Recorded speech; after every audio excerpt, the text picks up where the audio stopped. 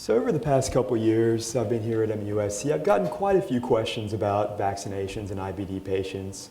What's safe, what's not safe, what's efficacious, and to be honest, a lot of those questions have prompted me to re-review the literature. So I figured it would be a good idea for me to discuss it a little bit. Not necessarily always the most exciting topic, but something that we need to know when we care for IBD patients. So I'll start off with a case presentation. And unlike most of my case presentation, this actually is a true case. I'll discuss the immune response or the efficacy of vaccinations in immunosuppressed patients with IBD. I'll then provide specific recommendations on inactivated and live vaccines. I'll discuss the appropriate vaccinations of infants whose mothers have IBD, and then I'll very briefly touch on travel vaccinations. So one of the third-year residents here came to my office with about 4 years of abdominal pain and diarrhea. When she was a fourth-year medical student, she saw her PCP, who appropriately ordered basic labs as well as inflammatory markers and celiac serologies, all of which were normal, and basically attributed her symptoms to IBS. However, the reason she saw me then is because her father was just diagnosed with Crohn's disease, and basically she wanted me to reassure her that it was still IBS, despite her now family history. I obviously did not provide her with the reassurance she requested. I did want to take a look, and this is a representative image of what her ileum looked like. So she's been living with this for at least 4 years, and I see this very frequently. You know, in colonic involvement of Crohn's or UC, it's much more evident. But a lot of ileal Crohn's can present just like IBS, and people are living with this for years. So her labs now were a little bit abnormal. She was iron deficient, and her albumin in this 29-year-old otherwise healthy female was 3.1. I checked some basic labs. Like many of us, she wasn't getting her annual PPDs, so I did check a quantiferon. Her TPMT was normal. She was immune to hepatitis B, but not Hep A. She did have a history of chickenpox as a child. So basically, after the colonoscopy, when I saw her in clinic, we discussed different alternatives, and I started her on combination therapy with azathioprine and adalimumab. I gave her her first dose of Pneumovax, and I started her hepatitis A series. So it's frequent that gastroenterologists, many of us, often overlook the issue of vaccinations in IBD patients. A few years ago, they did a survey, a 21-question survey, in which they surveyed 1,000 practicing gastroenterologists in the US about appropriate vaccine recommendations. Only 12% of them answered questions correctly. 64% thought the PCP should decide what vaccines they should get, and 83% expected the PCP to administer them. Now, I don't have a study on this, but I'd be willing to bet that if this survey were handed out to PCPs, about 12% of them would answer all the questions correctly, but about 80% of them would expect the GI to administer them. So there's definitely some ambiguity here. So I think the reasons for the, for the inappropriate, or I guess lack of appropriate vaccinations, are definitely multifactorial. I think some of it is obviously an incomplete awareness of the recommendations. I think there are some misconceptions regarding the safety and efficacy of immunizations in IBD patients. And like everything else in medicine, I think a system-based approach is helpful. If we had a system in our EMR or even a checklist, that would definitely facilitate our patients getting the appropriate vaccinations. And lastly, as I kind of alluded to before, there is quite a bit of ambiguity on who should assume the responsibility of vaccinations. So there are quite a few studies that assess the efficacy of inactivated vaccines in immunosuppressed patients with IBD. And overall, they're very efficacious. Studies have shown appropriate titers with a 23-valent pneumococcal polysaccharide vaccine. They've shown appropriate titers with the tetanus toxoid and reduced diphtheria toxoid, as well as the Haemophilus influenza. And although the hepatitis B series isn't quite as effective as it is in non-immunosuppressed patients, it still is effective, and the majority of patients do mount appropriate immune responses. Obviously, as you might suspect, increased disease activity and the degree of immunosuppression are inversely correlated with the efficacy of vaccinations. So there was a systematic review of 14 studies assessing post-vaccination titers in immunosuppressed patients. And in general, vaccines with immunosuppression were generally successful, and obviously, as we might suspect, the degree of immunosuppression can attenuate response. So basically, what we can extrapolate from all this information is that appropriate vaccination should be administered immediately upon diagnosis. However, active immunosuppression does not preclude the use or prevent us from using inactivated vaccines. So I'll kind of, for our purposes, I'll split up vaccines into inactivated vaccines, which are killed, conjugate, and toxoid vaccines, and live attenuated vaccines. So obviously the big one is influenza, which is recommended for everyone basically over the age of 6 months. People over the age of 65 can get the higher dose flu vaccine. And there is also a flu mist, which is a live attenuated vaccine, which is licensed for the use in healthy non-pregnant patients between the ages of 2 and 49. But obviously in our immunosuppressed IBD patients, we should avoid them. So in March of 2009 is when the first case of H1N1 was found in Mexico. And based upon its rapid transmission, it was deemed a pandemic by the World Health Organization between June of 2009 and August of 2010. Although it's no longer a pandemic, it's obviously still a major public health concern. And the WHO identified 3 risk factors for increased risk of infection or worse outcomes from the H1N1 virus: age less than 65, immunosuppression, and chronic medical conditions. Sounds like the vast majority of our IBD patients. So it is something that we definitely need to take into account. And the other issue is that the H1N1 vaccination may not be as protective in IBD patients compared to the general population. So basically, the decreased efficacy of vaccination in the setting of increased vulnerability to infection basically highlights the need for additional protective measures in our IBD patients. So in addition to receiving the vaccination, these patients need to pay particular vigilance with personal protective measures, such as hand washing and avoiding close contact. And if they do have close contact with probable or confirmed cases of the H1N1, they should strongly consider post-exposure prophylaxis by 48 hours of contact. So now talking about the pneumococcal vaccination. So the European Crohn's and Colitis Organization recommends pneumococcal vaccination for all IBD patients at diagnosis.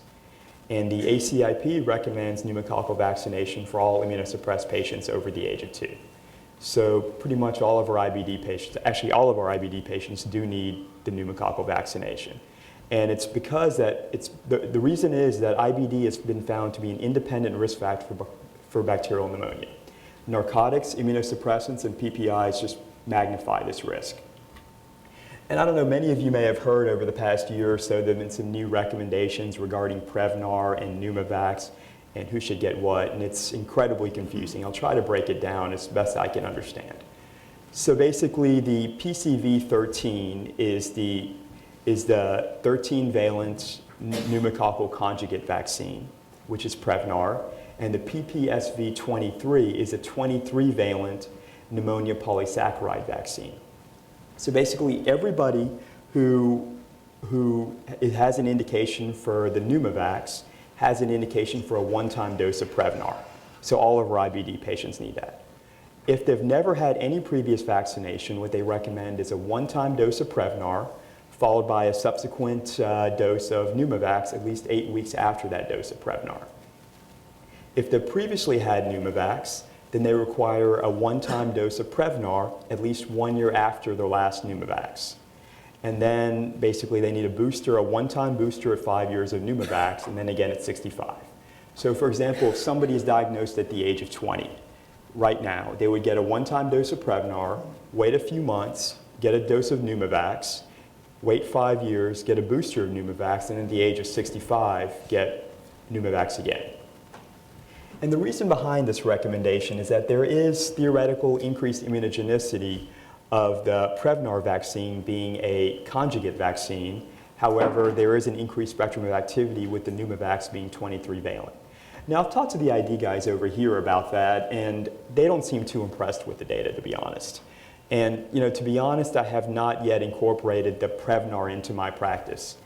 I feel like there's so much that we so many interventions that our IBD patients have at this point, I haven't yet incorporated that into my practice. If they ask me for it, obviously I'll be happy to do it, but I kind of have to twist their arm to give them the vaccines I do give them, so I feel like that's kind of lower on the list of priorities.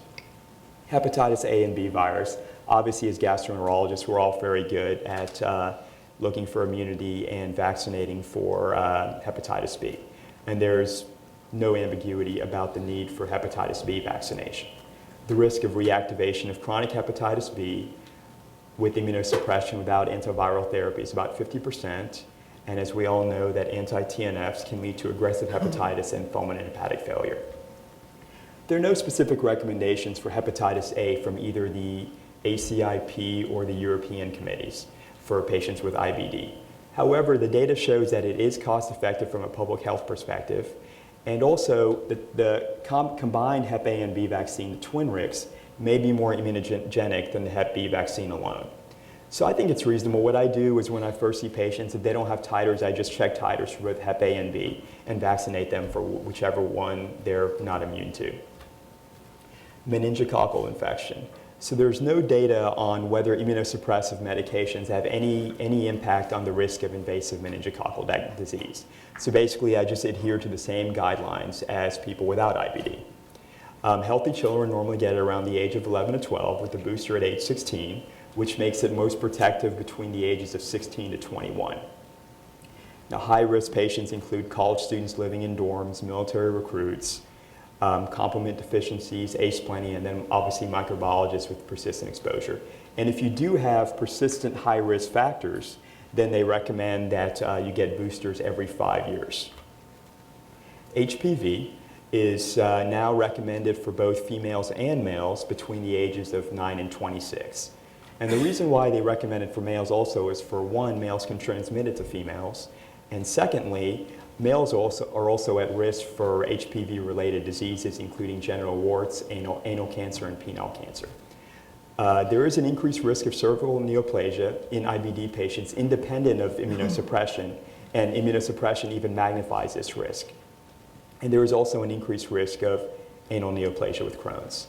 So many experts include higher risk screening for females with IBD based upon the American College of Gynecology guidelines, the other ACG.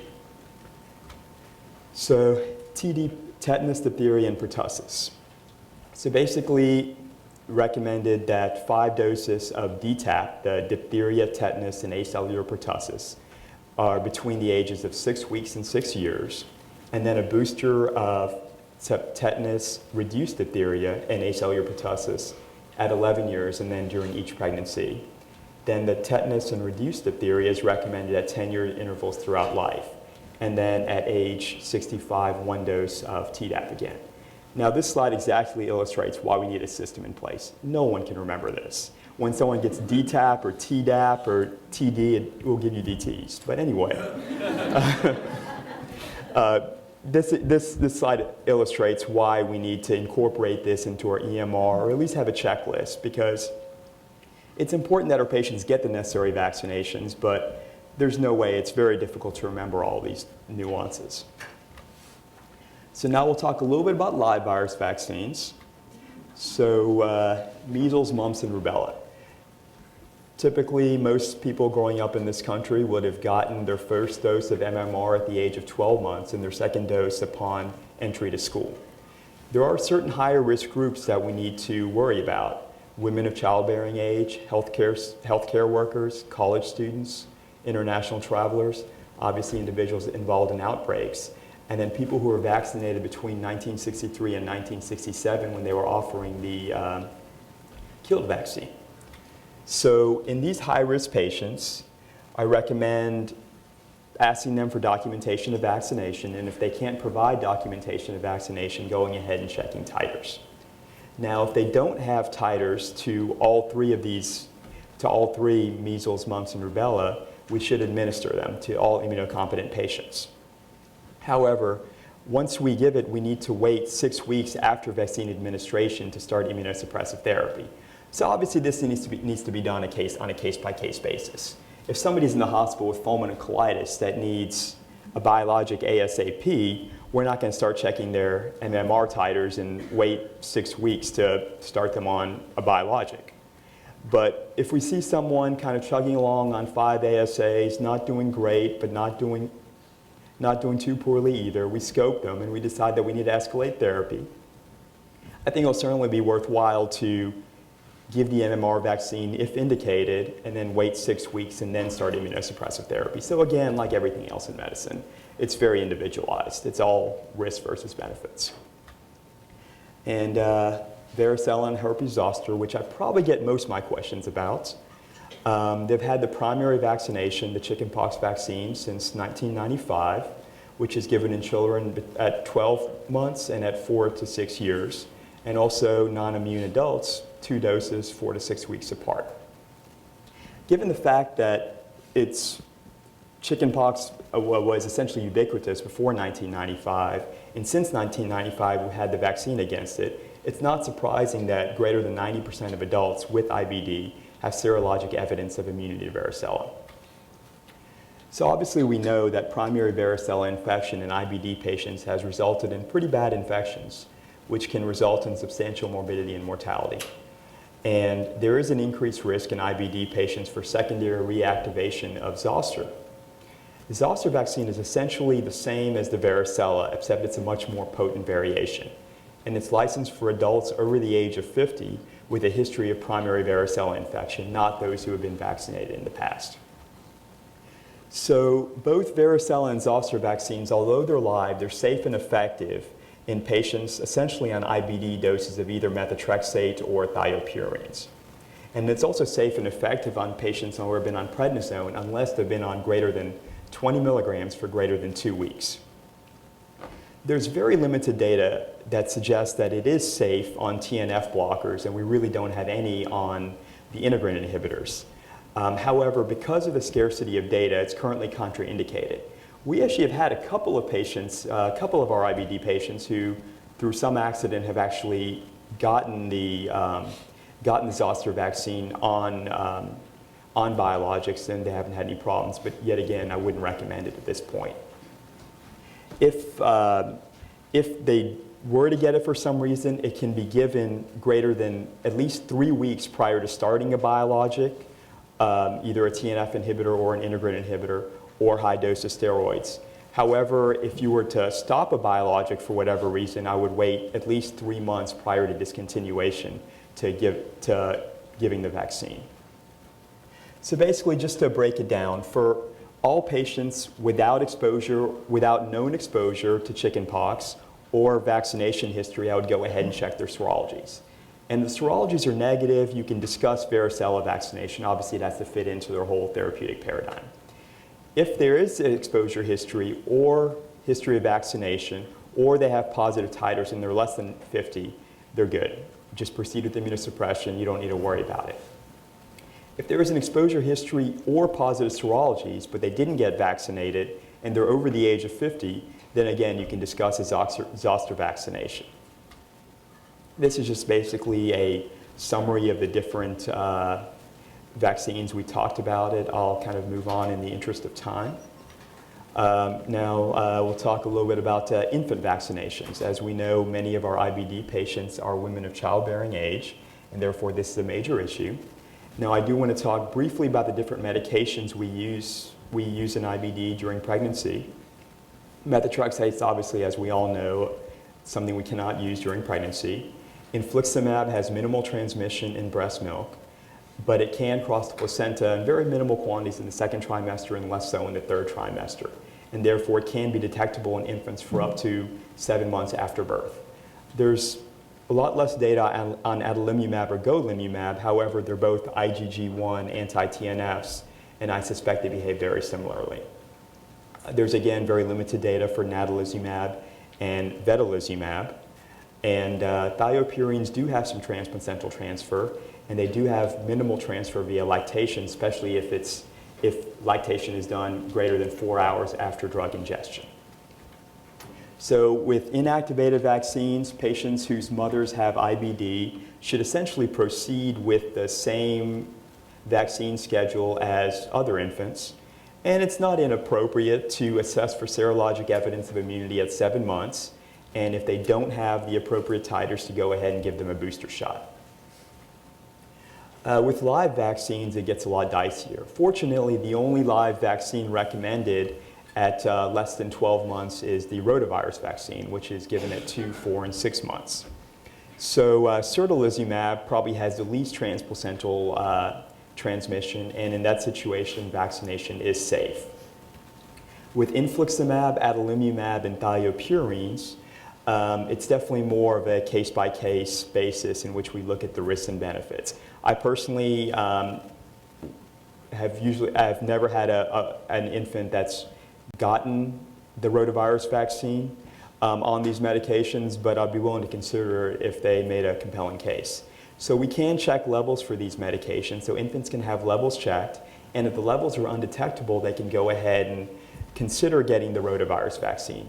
Keep in mind, though, that we really don't know how long this altered immunity persists after the serum levels are negligible. So we really don't know the answer to it. And golimumab, vedolizumab, and natalizumab, I would avoid vaccination with the rotavirus vaccine because we don't have a means of checking levels at this time. So just getting back to our case, the patient came back to me 3 months later and is doing very well symptomatically. Amazingly, her albumin has actually gone from 3.1 to 3.8. I went ahead and scheduled a colonoscopy to assess for histologic remission. And she tells me that she's planning a medical mission trip to Uganda. Would y'all let her go? The only issue with that is, as much as I love East Africa, the thing we have to think about is that yellow fever is endemic to East Africa. So of all the travel vaccines, there are 2 that are live, the oral typhoid and the yellow fever vaccine. So oral typhoid fortunately has an alternative, the injectable typhoid.